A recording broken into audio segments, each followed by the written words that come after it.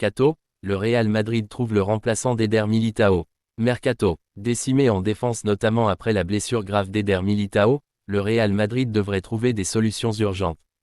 En dehors du début de saison chaotique de la Maison Blanche, le Real Madrid fait face à d'énormes blessures depuis le début de la saison. Seul défenseur central restant aux côtés d'Antonio Rüdiger, Éder Militão a aussi été victime d'une grave blessure lors de la victoire du club champion d'Espagne contre Osasuna, 4-0, samedi. Une blessure qui contraint le Real Madrid à trouver des solutions dès le prochain mercato hivernal afin de ne pas tomber au plus bas. Real Osasuna, un succès avec des bobos pour les merengues. Pour le compte de la 13e journée de la Liga espagnole, le Real Madrid accordait son hospitalité à Osasuna au stade Santiago Bernabéu, samedi après-midi. Un choc remporté par les merengues, qui s'était imposé sur le score de 4-0 grâce à un triplé de Vinicius Junior. Mais au cours du match, la Maison Blanche avait perdu 3 de ses joueurs, dont 2 défenseurs. Titulaire depuis la blessure de Dani Carvajal, Lucas Vázquez s'était blessé tout comme Éder Militão. C'est le même cas pour Rodrigo Goes, qui a rechuté face à Osasuna alors qu'il venait à peine de reprendre la compétition après sa blessure à la cheville. Mercato, décimé en défense notamment après la blessure grave d'Éder Militão, le Real Madrid devrait trouver des solutions urgentes. En dehors du début de saison chaotique de la Maison Blanche, le Real Madrid fait face à d'énormes blessures depuis le début de la saison. Seul défenseur central restant aux côtés d'Antonio Rüdiger, Éder Militão a aussi été victime d'une grave blessure lors de la victoire du club champion d'Espagne contre Osasuna, 4-0, samedi. Une blessure qui contraint le Real Madrid à trouver des solutions dès le prochain mercato hivernal afin de ne pas tomber au plus bas. Real Osasuna, un succès avec des bobos pour les merengues. Pour le compte de la 13e journée de la Liga espagnole, le Real Madrid accordait son hospitalité à Osasuna au stade Santiago Bernabéu, samedi après-midi. Un choc remporté par les merengues, qui s'était imposé sur le score de 4-0 grâce à un triplé de Vinicius Junior. Mais au cours du match, la Maison Blanche avait perdu 3 de ses joueurs, dont 2 défenseurs. Titulaire depuis la blessure de Dani Carvajal, Lucas Vázquez s'était blessé tout comme Éder Militão.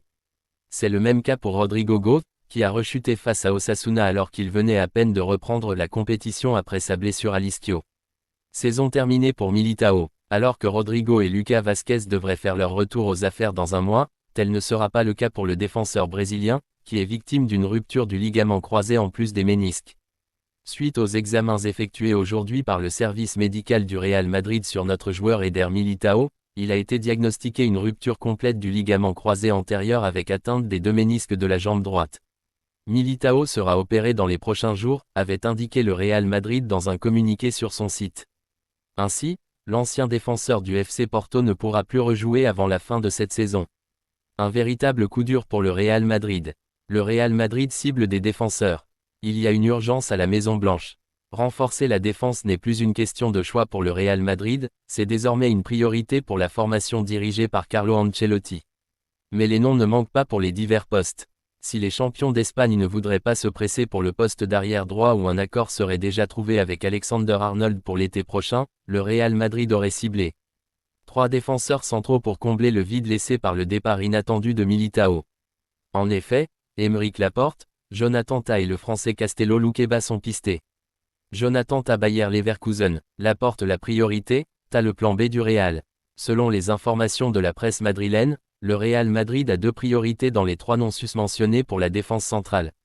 À en croire les informations rapportées par AS et Defensa Central, Aymeric Laporte est la priorité de la Maison Blanche sur le plan sportif pour remplacer Éder Militão.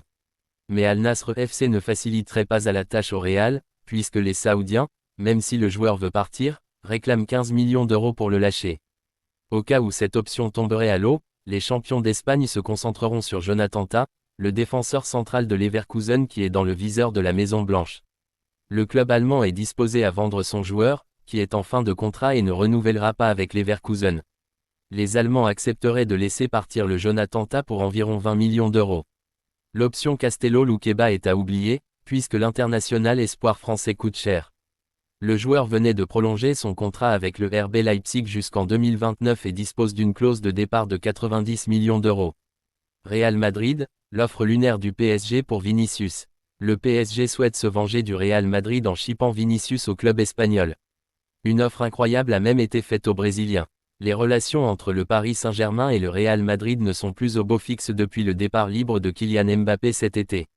Cependant, le club francilien ne compte pas s'avouer vaincu et veut faire aussi un sale coup à son homologue madrilène. Et quoi de mieux que de lui chipper son meilleur joueur, Vinicius Junior, pour qui une offre démentielle a même été transmise ces dernières heures. Le PSG veut remplacer Kylian Mbappé par Vinicius. Après de longues années d'attente, Kylian Mbappé a enfin rejoint le Real Madrid cet été. Mais s'il avait transmis une offre d'environ 200 millions d'euros en 2022, le club madrilène n'a rien déboursé cette année pour s'attacher les services du Bondinois qui arrivait en fin de contrat.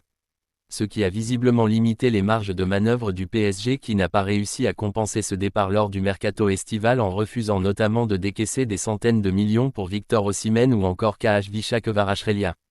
Une situation à laquelle le club de la capitale veut remédier en chippant Vinicius Junior au Real Madrid, l'offre hallucinante du PSG au Real Madrid pour Vinicius Junior. Auteur d'une saison 2023 à 2024 époustouflante avec le club espagnol, Vinicius est arrivé deuxième au Ballon d'Or 2024, remporté finalement par Rodri, Manchester City. Mais cela n'a pas découragé qui a continué sur sa lancée cette saison avec déjà 12 buts et 5 passes décisives en 17 matchs. Des chiffres qui ont séduit le PSG qui songe à faire de l'international brésilien, la nouvelle star de son équipe, en dépit visiblement de sa nouvelle politique sportive. Selon les informations de Fichares, repris par Sport, le PSG aurait transmis une offre hallucinante de 250 millions d'euros au Real Madrid pour s'attacher les services de Vinicius. D'après la presse ibérique, le club francilien considérerait l'ailier auriverde comme la pièce manquante de son puzzle pour remporter la Ligue des Champions. Toutefois, le dossier s'annonce déjà avec des complications pour le Paris Saint-Germain qui n'est pas le seul à vouloir enrôler Vinicius. Mauvaise nouvelle. Mauvaise nouvelle, le Barça perd son capitaine sur blessure.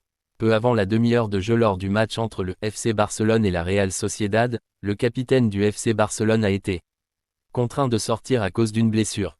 La rencontre entre le FC Barcelone et la Real Sociedad a été assombrie par une blessure du capitaine Frenkie de Jong, qui a dû quitter le match avant la 30e minute. Sur une action anodine, il s'est retrouvé au sol et n'a pas pu poursuivre le jeu.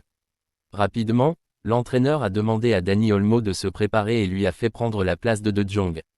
Il convient de noter qu'Olmo avait commencé en tant que remplaçant, en raison d'un malaise qui l'avait empêché de s'entraîner avec ses coéquipiers la veille.